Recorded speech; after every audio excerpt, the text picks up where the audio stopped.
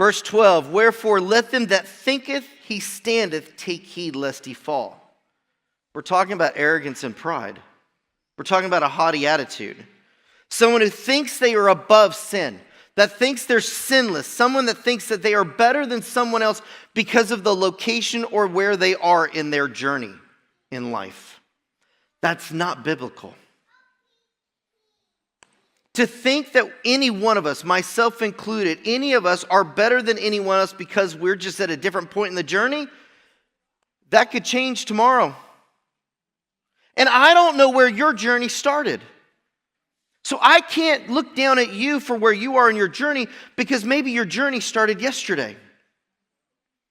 So when the people in the world, I don't want to point, I don't even want to point towards the camera, I don't want to point east, west, south, north, whichever direction I go, because I don't want anybody to think I'm looking at them. And I'm Italian, so I can't talk without my hands.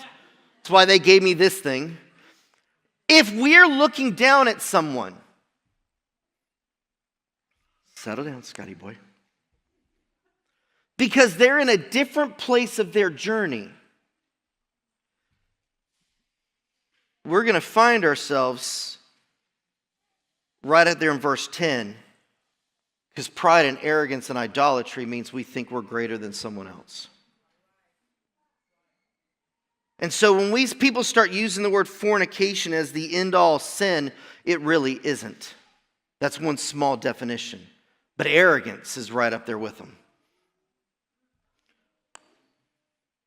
Verse 13, there hath no temptation taken you but as such as common to man. We've all got the exact same series of temptations. They just look, smell, and taste a little differently. What you go through is any different than what I go through. For someone to think that they're above reproach or to think they're above temptation, that ain't accurate.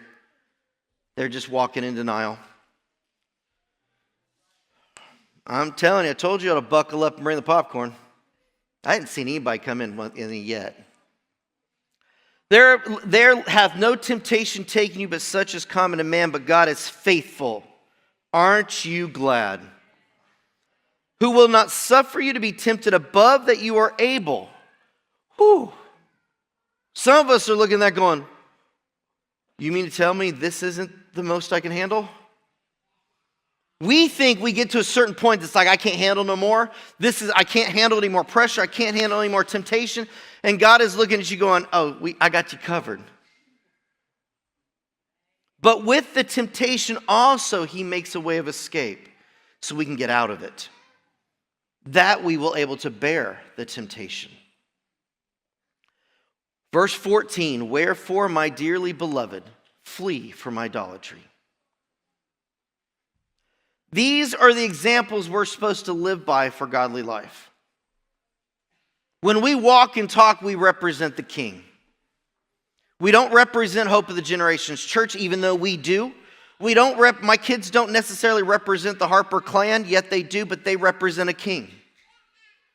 Each of our lives, how we dictate what we do in our lives, we represent a king.